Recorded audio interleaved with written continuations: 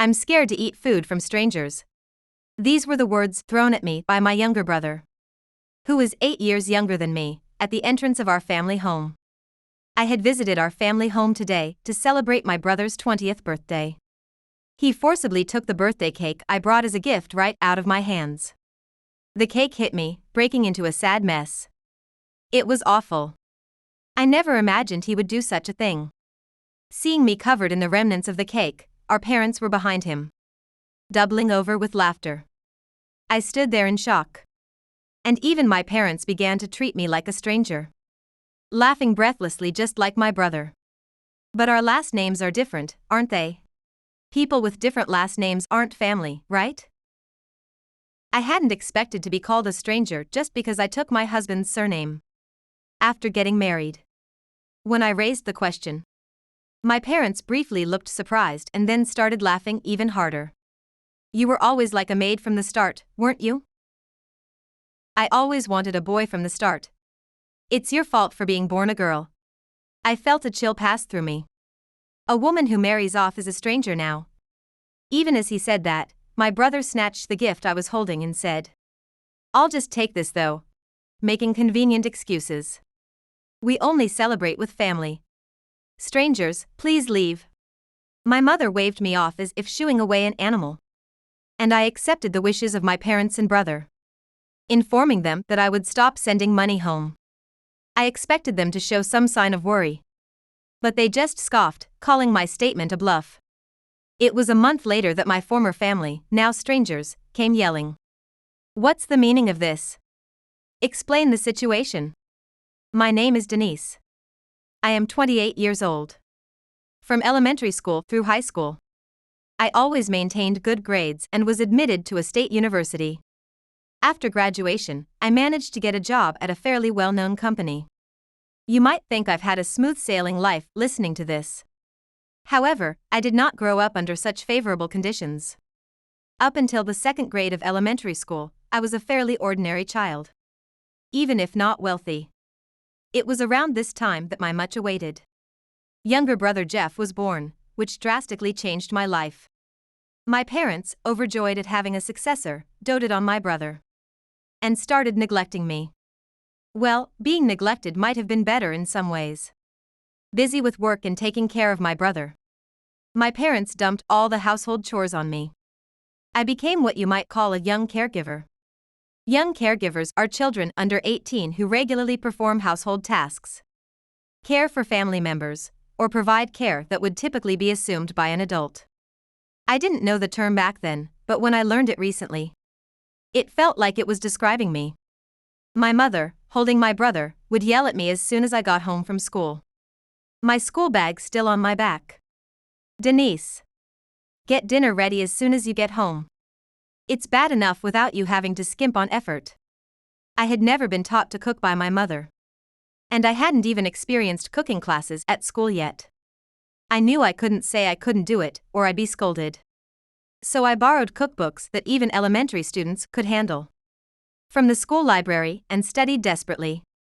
I'll never forget the first scrambled eggs I made, which ended up with eggshells in them, and how my parents yelled at me. They complained it was too simple. But that was the best I could do at the time. Using ready-made and frozen foods, I managed to make a decent meal every day while being yelled at continuously. Now as an adult, I wonder if they ever had any fear of a child using fire to cook. The toilet was dirty. Can't you even clean properly even though you're supposed to be the older sister? My father would find minor dirt and yell at me. Cooking and cleaning, and even laundry were my duties. I had to hang the laundry before going to school and take it in when I came back. If it rained while I was gone, it was my fault for not checking the weather forecast. I wasn't even given time to watch TV, so how was I supposed to know the weather? It could definitely be said that this went beyond the realm of a child's helping out. It's something I understand now, but at the time, I was told it was just expected of me. So I never even realized it. While doing household chores and watching my brother being coddled and adored, I remember feeling envious of him. Living like this, I kept thinking about how to please my parents, or how to avoid being yelled at. Thanks to that, I could handle any household task. And kept my grades at the top of the class. But no matter how well I managed the housework or my studies, my parents never praised me. Even if I cooked delicious meals, they'd say, "Finally, you can cook a decent meal. You really are slow." And even if I brought home a perfect score on a test, they'd mock me, saying, "A smart girl is not cute." In the last summer of elementary school, my summer project was selected to represent the school at a national competition. I thought maybe they'd be pleased if it wasn't about housework or studies. I reported it to my parents with hope in my heart. But instead, they scolded me. "What? You were wasting time on a summer project? Don't you think about helping your parents with housework if you have that much time?" By the time I graduated middle school, I had given up on ever being praised or making them happy. I just lived trying not to be yelled at or complained at. Even my brother began to look down on me. When I said I wanted to go to university, they mocked me. "A dumb sister going to college? You should limit your jokes." I wanted to retort, "I don't want to hear that from someone who couldn't even score above 60 on elementary school tests," but I didn't say it back. I knew it would only result in being yelled at by my parents. College costs money, you know. If you don't bring money home, we'll be in trouble. You know our family is struggling, right? There's no way we can afford your education. Of course, my parents were completely against it. If I don't pass the state university exams, I'll give up. If it's a state university, I can manage the tuition myself, please.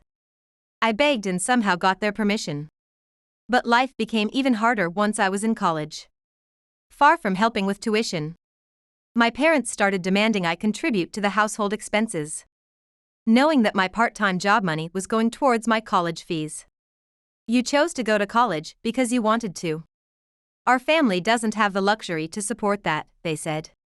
"If it's too hard, why not just quit college?" After that, I worked part-time jobs sparingly and somehow managed to graduate from college. So, I have not a single fond memory of my college life. Between part-time jobs, housework, and studies, I was too busy to make any friends. And far from having a fun campus life. Unloved by my family and without friends, I was sure I would spend my life needed by no one. With those fears in mind, I started my job where I met someone who would for the first time say he liked me.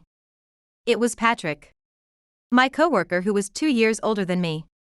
After dating for about 2 years, I married at the age of 26. I managed to convince my vehemently opposing parents. And now I live with my husband Patrick. 2 years after getting married, I've kept my distance from my family home. But today I decided to show my face after a long time. Because it was my brother's significant 20th birthday. I rang the intercom at my family home with a birthday cake and a present in hand. Who might this be? My brother treated me like a stranger, joking around. "Don't joke around, open the door." I brought a cake and a present. A moment later, my brother burst out of the front door and forcefully snatched the cake box from my hands. He threw it at me while I let out a small scream in shock. I'm scared to eat food from strangers. The cake hit me and was left in a pitiful state. My parents, standing behind him, laughed heartily as they looked at me covered in the remnants of the cake. A stranger. I stunned by the shocking event. My parents, almost hyperventilating, echoed my brother's sentiment, "But our last names are different, aren't they? People with different last names aren't family, right?" It was unexpected to be called a stranger just because I had taken my husband's surname. "Am I not family anymore?" I asked. My parents momentarily looked surprised, but then mocked me while laughing. "Denise, you were always sort of like a maid from the start, weren't you? I always wanted a boy from the start. It's your fault for being born a girl." I felt an indescribable chill pass through me. Perhaps it was then that any residual feelings of family I had were finally stripped away. The parents I had once been afraid of now looked pitiful and ridiculous. A woman who marries off is a stranger now. While saying that, my brother snatched the gift I was holding, spouting convenient excuses. "I'll just take this though. My mother then waved her hands as if shooing away an animal. We only celebrate with family. Strangers, please leave. So, I'm a stranger now? I asked again for confirmation. This time, my father shrugged dismissively. Who might you be? I don't understand what you mean. I couldn't understand why I had spent 20 years tiptoeing around such absurd parents. I could have left at any time, yet I felt pathetic for having stayed bound to that home. I hadn't received professional treatment. But it might as well have been a form of brainwashing. I decided to accept my parents' and brother's wishes. So, going forward, we are strangers. I continued, facing the three of them who were high-fiving and jubilant at my declaration of estrangement. Please be aware that I will stop the remittances. I made a formal goodbye and turned my back. They hurled abuse and mockery at my back, but I didn't turn around. What remittances? You've never done that, stop lying. A housewife in her 20s doesn't have the means to send money home. What a pathetic lie from a desperate woman. Liar woman. That's why you were never loved by mom and dad. As they realized I wouldn't turn back, they taunted, stupid woman. Too scared to turn back, aren't you? Embarrassing. Don't ever come back. Until I was out of sight. I felt relieved. I had long sought my family's love. But now I couldn't understand why I ever wanted love from such a family. Now, I have Patrick at home, waiting for me. He praises me every day and gives me love. A family that supports my low self-esteem. I lightly washed the cake stains from my clothes at a park faucet and hurried home. Patrick, surprised to see me dirty, smiled kindly. He urged me to take a bath without asking any questions, reaffirming his loving, considerate nature. A month later, my parents and brother, who should have considered me a stranger, showed up at our house. What's the meaning of this? Explain the situation. My mother shrieked. The door was banged rudely. Patrick had advised me to avoid any contact with my parents and brother. And I ignored them for a while, but they showed no signs of giving up. Reluctantly, I opened the front door. Denise, you must have done something. What are you talking about? I genuinely didn't understand. It was only natural since they were yelling without explaining what had happened. My university fees couldn't be withdrawn. My brother attended a well-known private university, known as a less competitive choice within its prestigious bracket. Unlike me, he didn't help around or work part-time but was still sent to cram school. How does that turn into me doing something? I continued the conversation without dropping my stance as a stranger. That's because the university fees were supposed to be withdrawn from a living expense account under my father's name. My parents managed it. And I didn't know the PIN or even where the bank stamps were. But I had an idea why the withdrawal hadn't occurred. Before I got married, I used to put $500 into that living expense account every month, excluding food expenses. Since Denise is cooking, it's only natural for her to pay for it, they had said, and I was paying for the groceries for 4 people out of my own pocket. Nearly $1,000 in reality. When I announced my marriage, I asked for their permission by offering to send that $500 as a remittance every month. Still, my parents refused, saying, "Who will do the housework? You want me to work and do housework at the same time? You'd be happy if I collapsed, wouldn't you?" What a terrible daughter. I had to offer double the amount in remittances to finally receive their blessing to marry. It seemed they had completely forgotten about this arrangement. But we've been living the same as always, how can there be not enough money? To such feigned ignorance from my parents, I decided to convey the harsh reality. Maybe it's because the remittances from your daughter, who became a stranger, stopped. What? My parents and brother were visibly shocked and began to panic.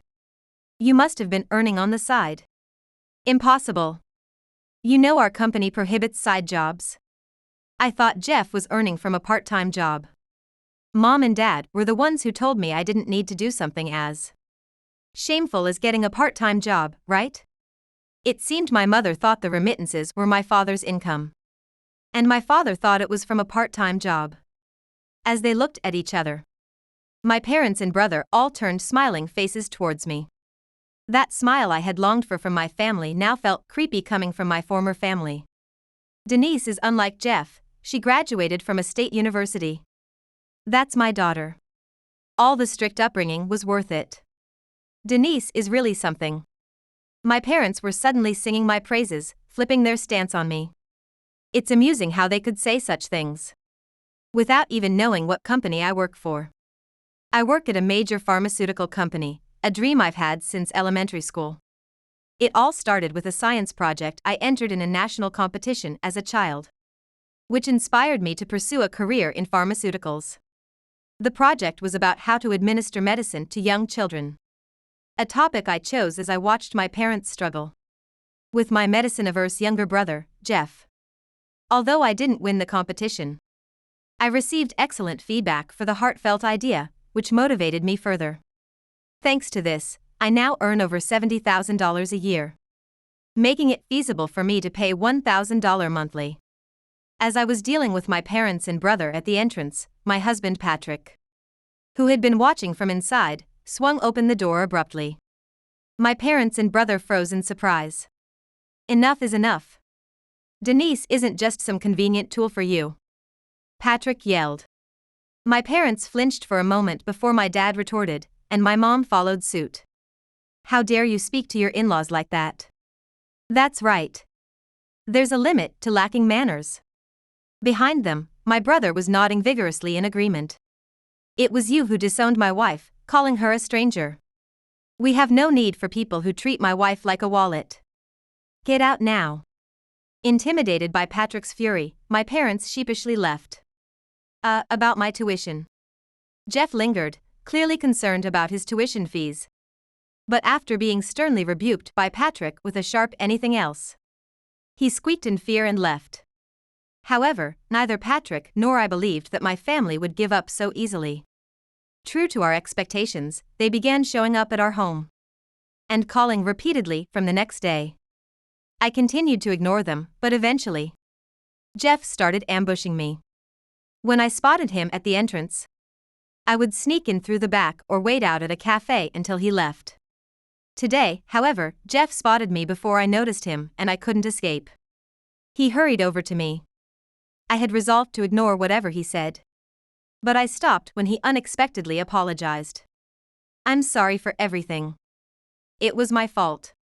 It was surprising to hear an apology from Jeff, who had never admitted any wrongdoing and had always referred to himself arrogantly as I. Now he was using I in a much humbler way.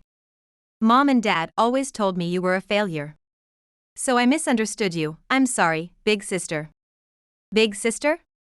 That term felt so creepy that I got goosebumps. So, about my tuition fees. I hadn't expected any genuine remorse from him, but his blatant plea for tuition money was just appalling. I ignored him and hurried home. Jeff shouted insults after me. You're such a narrow-minded sister for not forgiving your own brother who's apologizing. His voice was loud enough to echo through the neighborhood.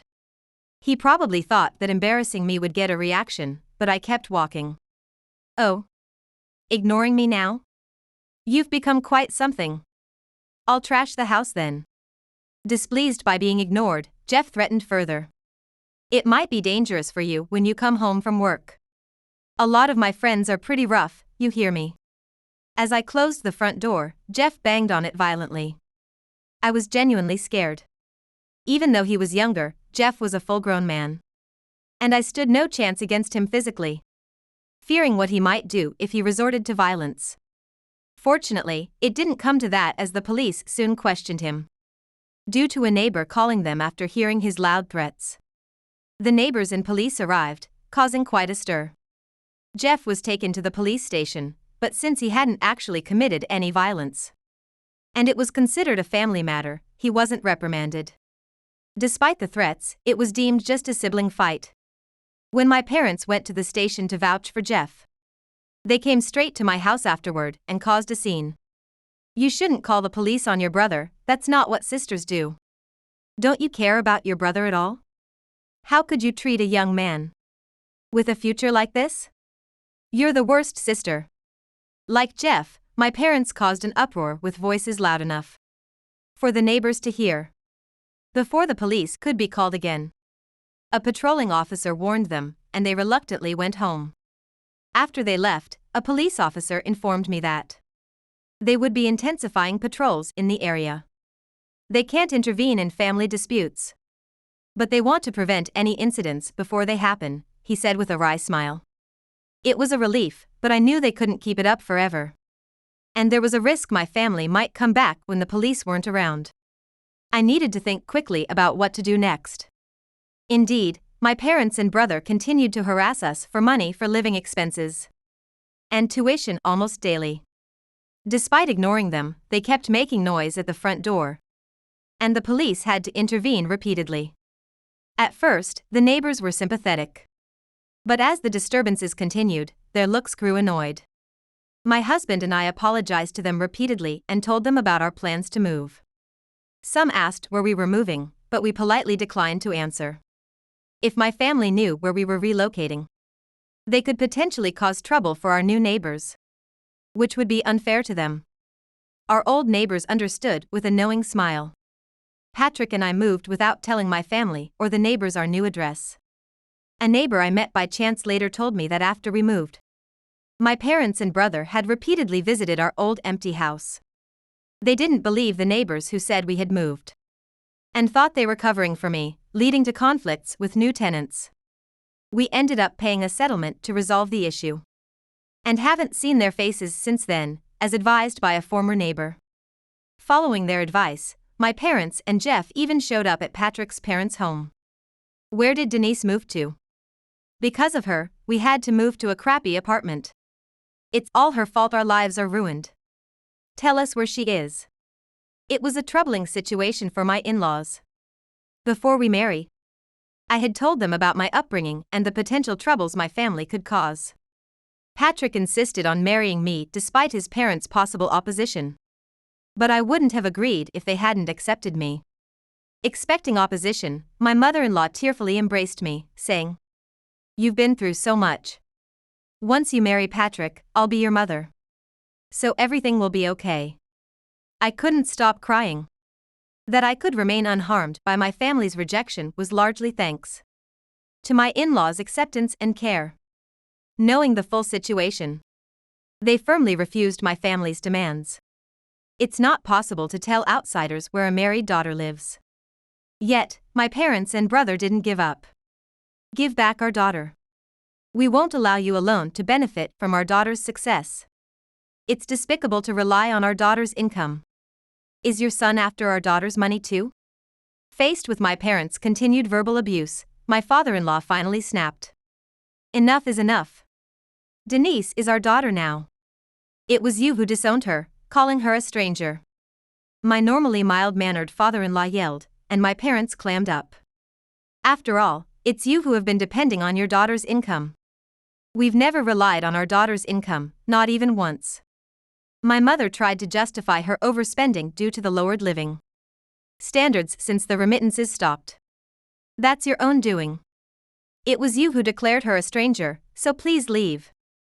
My mother-in-law urged them to leave, and my brother pleaded for help at least until he graduated from college. However, knowing that I graduated from university on my own, my in-laws looked on coldly. Our daughter graduated from university on her own without anyone's help.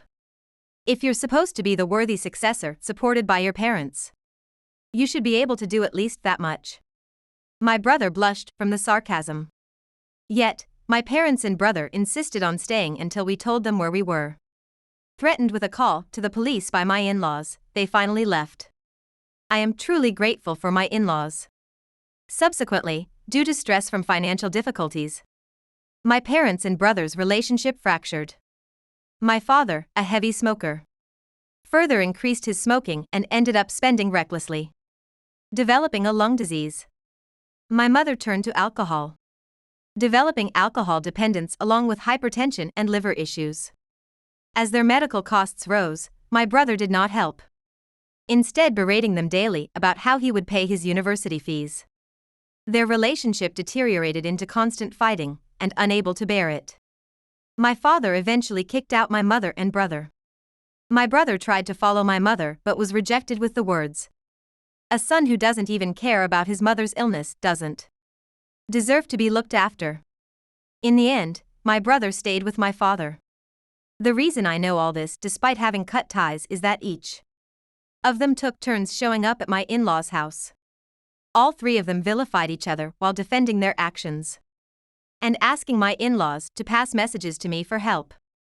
My in-laws have consistently refused each time. Unable to keep causing trouble for my in-laws, I was contemplating what to do when my parents and brother showed up together at my in-laws' house, causing significant distress.